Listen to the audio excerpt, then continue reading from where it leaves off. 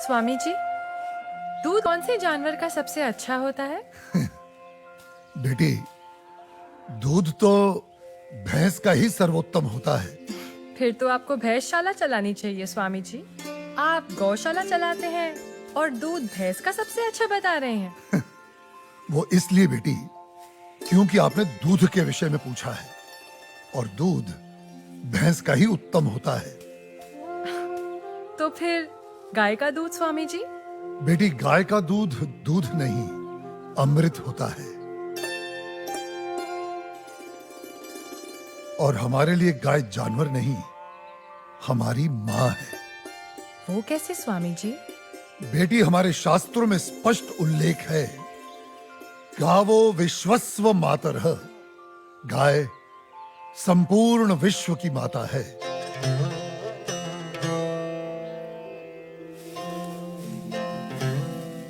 बेटी, गाय ही संसार में एकमात्र ऐसा प्राणी है जिसके अंग अंग से संसार को लाभ प्राप्त होता है। गाय दया, ममता और त्याग की देवी है। गाय लोक मंगल का स्वरूप है। लोक मंगल का स्वरूप है? वो कैसे स्वामी जी? हाँ बेटी, गाय का दूध पीने से शरीर के साथ साथ मस्तिष्क का भी विकास होता है। गाय के दूध में 8 प्रकार के प्रोटीन्स, 6 प्रकार के विटामिन्स, अनेकों प्रकार के एमिनो एसिड्स और न जाने कितने प्रकार के दुर्लभ तत्व प्राप्त होते हैं। It's a complete and wholesome food. ये मानव शरीर के प्रत्येक रोगों के लिए वरदान है। इसीलिए ये अमृत है। अब तुम गौमूत्र को ही ले लो। गौमूत्र बेटी अद्भुत औषधि है और हमारे आयुर्वेद में तो कई सारी जीवन रक्षक दवाएं गौमूत्र को केंद्रित करके ही बनाई जाती हैं। अच्छा। क्या आपको पता है, अमेरिका अपनी दवाइयां बनाने के लिए काऊ यूरिन इंडिया से ही इंपोर्ट करता है। रियली? अब आओ गोबर पर। काऊ डंग, जिसका अज्ञानी लोग बहुत मजाक उड़ाते हैं, वही गोबर ईंधन और खाद यानी कोल और मैन्योर का काम करता है। It's a natural fuel and fertiliser. आपको पता है बेटी, गांव के कच्चे घरों की दीवारों पर गोबर लेपने से उन पर सूर्य की सख्त और विषाक्त किरणों का असर ही नहीं होता। ओह। बेटी, हमारे शास्त्रों में कहा गया है कि गाय के खुरों से उड़ी धूल यानी गोधूली अपने मस्तक पर लगाना तमाम तीर्थों में स्नान करने के बराबर है। लेकिन स्वामी जी, आपने ये गौशाला खोलकर जो बूढ़ी और दूध ना देने वाली गायों को शेल्टर दिया है, अगर कोई कसाई इन्हीं गायों को काटकर उनका मांस अगर बाजार में बेचता है, उसे तो 30-40 हजार का लाभ हो सकता है। लेकिन आपने तो इन बूढ़ी गायों को शरण देकर उसके पेट पर तो लात मार दी है। उस बेचारे का तो रोजगार छिन गया है स्वामी जी। हम कितने एहसान फरामोश हो गए हैं बेटी। चलो आज एक कैलकुलेशन करते हैं। एक गाय 20 से 25 साल जीती है। वो अपने जीवन काल में 15 साल हर रोज 15 से 20 लीटर दूध देती है। इसका मतलब एक साल में हुए तकरीबन 7,000 लीटर दूध और 15 साल में हुए 1,05,000 लीटर दूध। अब आप अंदाजा लगा लो, 1 लीटर दूध कितने का बिकता है और 1,05,000 लीटर दूध कितने का बिकेगा। अब तुम वैसे ही गोबर और गौमूत्र का भी गणित जोड़ लो। तुम्हारी आंखें फटी और खुली रह जाएंगी कि एक गाय अपने पूरे जीवन काल में कितने करोड़ों रुपए मनुष्य को कमा कर देती है। बेटी, अनेक इंडस्ट्रीज काऊ डेयरी और उसके बाय प्रोडक्ट्स पर टिकी हुई हैं। और ये गणित यहीं खत्म नहीं होता बेटी। उसकी मृत्यु के उपरांत उसकी चमड़ी, उसकी अस्थियां भी काम में आती हैं। उससे भी लोग पैसे कमाते हैं। और आप 30-40 हजार रुपयों की खातिर उस ममता की मूर्त को जीवित काट कर व्यापार करने की बात कर रही हो, उसे खाने की बात कर रही हो।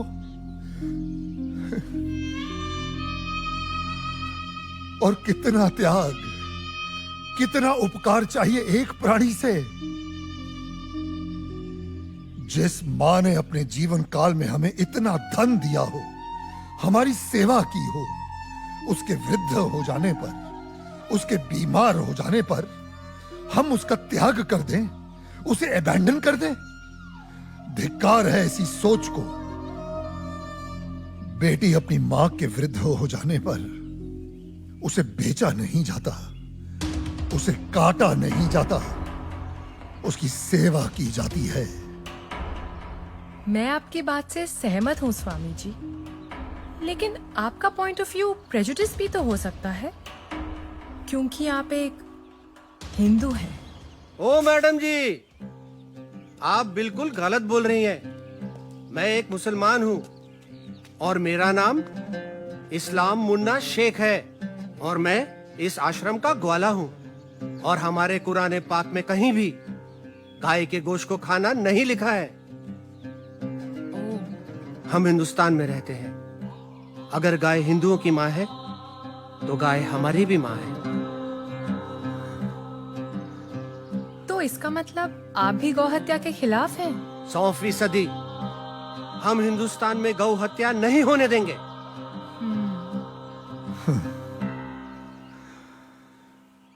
बेटी, जितनी भी बीमार, लाचार और दूध ना देने वाली गाय हैं, जिन्हें हमारे अपने ही हिंदुओं ने अपने निजी स्वार्थ के लिए त्याग दिया है, हम उन सब गायों को अपने यहां शरण देंगे, उनकी सेवा कर उनका ऋण चुकाएंगे। पादरी साहब मुबारक हो। आदिवासियों के 4 गांव, सबसे बात हो गई है। सब धर्म परिवर्तन के लिए तैयार हैं। आप तो ये रखिए, धर्म परिवर्तन के बाद सब में बांट दीजिएगा, सबको खुश करके भेजिएगा। Thank you my dear, God bless you. मगर पादरी साहब, उन आदिवासियों के सारे वोट मुझे ही मिलने चाहिए। श्योर। अपने लाल सलाम को अपना लाल बावटा फहराना चाहिए। Don't you worry mister Shivarao, आप तो बस हमारी मिशनरी को सपोर्ट करते रहिए। आई एश्योर यू, आपको वोटों की कभी कमी नहीं होगी। कोई वोट नहीं पड़ेगा साहब, भूल जाओ राव साहब, भूल जाओ। कोई वोट नहीं पड़ेगा और ना ही कोई धर्म परिवर्तन होने वाला है। हाँ? क्या बकवास कर रहा है? बकवास नहीं करता है साहब, सच बोलता है। एक नया साधु आया है, पूरा दिन सनातन धर्म का प्रचार करता है, भंडारा लगाता है और ये आदिवासी बैठ के उसका बात सुनते। ये पत्रकार लोग खूब इंटरव्यू कर रहे हैं उसका। और भाई, उसका कन्विंसिंग पावर इतना जबरदस्त है कि कोई भी दूसरा धर्म घंटा अपनाएगा।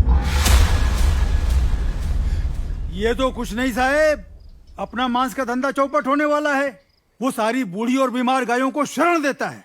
वो स्वामी गो हत्या के सख्त खिलाफ है।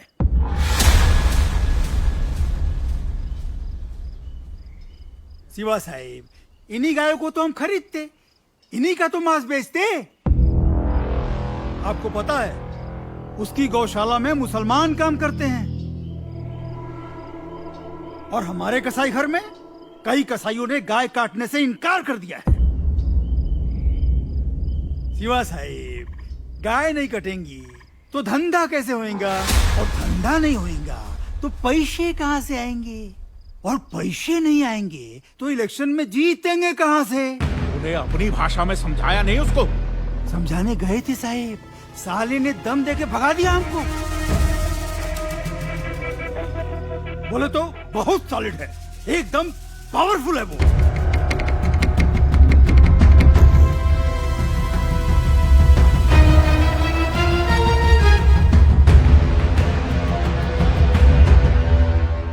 स्वामी जी, आप तो सेक्युलर हैं, लेकिन आपके हिंदू धर्म में ये जो कास्ट सिस्टम है, जात पात, भेदभाव, ऊंच नीच, इसके बारे में आपको क्या कहना है? हाँ बेटी, इन्हीं बुराइयों ने तो हमारे सनातन धर्म को कलंकित कर दिया है और मैं बेटी इसका सख्त विरोध करता हूं। लेकिन बेटी, क्या तुम जानती हो, ये ब्राह्मण, क्षत्रिय, वैश्य और शूद्र जातियां नहीं हैं, ये 4 वर्ण हैं और इन 4 वर्णों का विभाजन जन्म के आधार पर नहीं, कर्म के आधार पर किया गया है। समाज की उत्कृष्ट व्यवस्था के लिए, गवर्नेंस के लिए स्वयं मनुष्य ने इन वर्णों को बनाया है। बेटी, जो तेज बुद्धि वाले थे उन्हें पूजा पाठ, पठन पाठन, यज्ञ हवन और ज्ञान का प्रचार सौंपा गया, वे ब्राह्मण कहलाए। जो बलिष्ठ और शक्तिशाली थे उन्हें समाज की रक्षा का भार सौंपा गया, वे क्षत्रिय कहलाए। जो बिजनेस माइंडेड थे उन्हें व्यवसाय दिया गया, वे वैश्य हुए। और बेटी, समाज में स्वच्छता बनाए रखने वालों को, सेवा करने वालों को चौथे वर्ण का नाम दिया गया, वे शूद्र कहलाए। बेटी, हमारे शास्त्र कहते हैं, जन्मने जायते शूद्राः संस्कारात् द्विनोच्यते, अर्थात जन्म से प्रत्येक व्यक्ति शूद्र होता है। वो केवल अपने संस्कारों से, अपने कर्मों से ब्राह्मण, क्षत्रिय, वैश्य या शूद्र बनता है। अब आप मुझे ही ले लो, पहले मैं अखाड़े में पहलवानी करता था तो तब मैं क्षत्रिय था, आज मैं प्रवचन देता हूं तो आज मैं ब्राह्मण हुआ, और यदि कल मैं कोई व्यवसाय करता हूं तो मैं वैश्य कहलाऊंगा, समझी? मेरा ब्राह्मण या क्षत्रिय होने पर कोई कॉपीराइट नहीं है। बेटी, हमारे सनातन धर्म में ऊंच नीच का कोई स्थान नहीं है। ये 4 वर्ण एक दूसरे के पूरक हैं। They are interdependent on each other. ये एक गाड़ी के 4 पहियों के समान है। बिना एक दूसरे के सहयोग के समाज का कोई भी महत्वपूर्ण कार्य पूरा नहीं हो सकता। जी स्वामी जी। बेटी, सनातन धर्म तो समस्त वर्णों, समस्त प्राणियों में करुणा, दया और अपनत्व की भावना रखना सिखाता है। सर्वधर्म समभाव में विश्वास करना सिखाता है। हमारा धर्म सब धर्मों को एक समान मानता है। बेटी, हमारे लिए तो ये पूरी धरती एक कुटुंब है, एक परिवार है। The whole world is one family, वसुधैव कुटुंबकम। पंडित,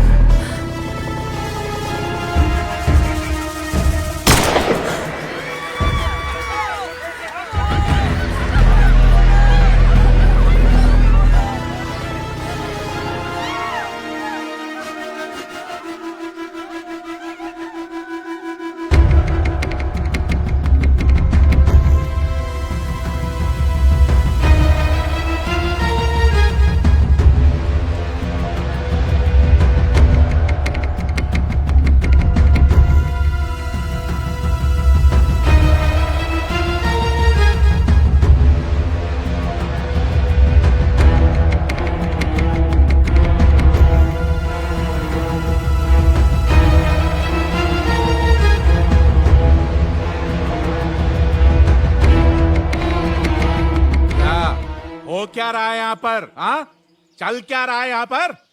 तुम लोग यहाँ धर्म परिवर्तन करा रहे हो।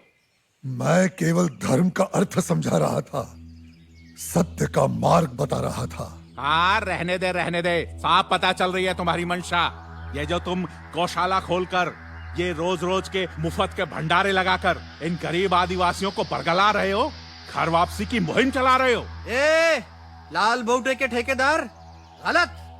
यहाँ पे कोई घर वापसी नहीं हो रही है, कोई धर्म परिवर्तन नहीं हो रहा है। मैं खुद एक मुसलमान हूँ और इस आश्रम में नमाज अदा करता हूँ। स्वामी जी ने आज तक मुझे कभी नहीं रोका है। तुम लोग गलत अफवाहें फैला रहे हो। ए मुन्ना, चुप रह, चुप। तू चुप रहे। क्या तुम लोग हिंदू मुसलमान बोल बोल के हम में दरार पैदा कर रहे हो? चलो निकलो यहाँ से, बंद करो अपनी ये राजनीति की दुकान। ए मुन्ना, तू अपना मुंह बंद रख। चिल्लाओ मत।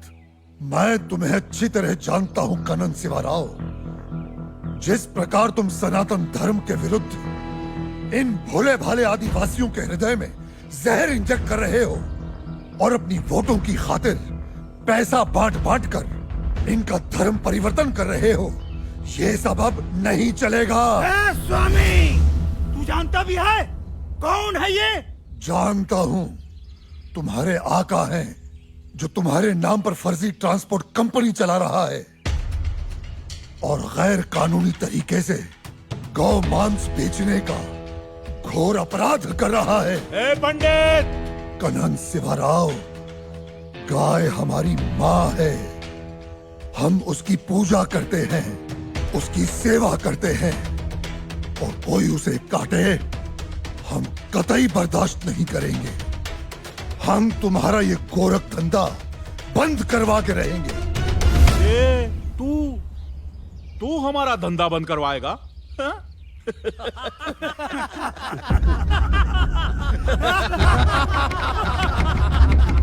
जाइला। ए गौरक्षको, एक गाय का गोश्त भी गोश्त ही होता है। ए, तू होता कौन है हमें रोकने वाला? हा? मैं मुर्गी का गोश्त खाऊं, बकरे का गोश्त खाऊं या गाय का गोश्त खाऊं, गोश्त तो गोश्त ही होता है। ए, क्या फर्क पड़ता है? बिल्कुल फर्क पड़ता है। मानो तो माँ माँ है, वरना जानवर। कनन शिवाराव, माँ, बहन, बेटी और पत्नी सभी स्त्री जात होती हैं, लेकिन सभी के साथ एक जैसा संबंध नहीं बनाया जा सकता। ए कनन, क्या तू अपनी माँ बहनों के साथ सोता है, उनका बिस्तर गर्म करता है? हरामखोर, माँ पे जाता है।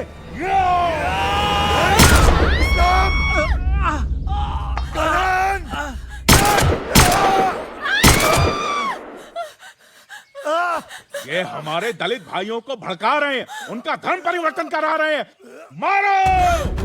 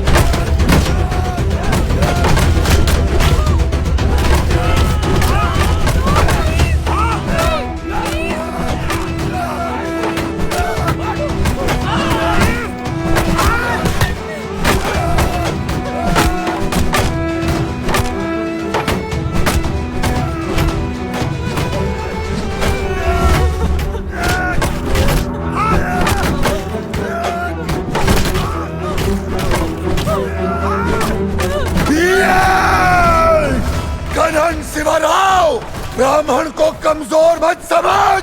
ब्राह्मण दीनहीन तो सुदामा, त्याग में दधीचि और प्रतिशोध में चाणक्य और दंभ में रावण और रुद्र हुआ तो परशुराम।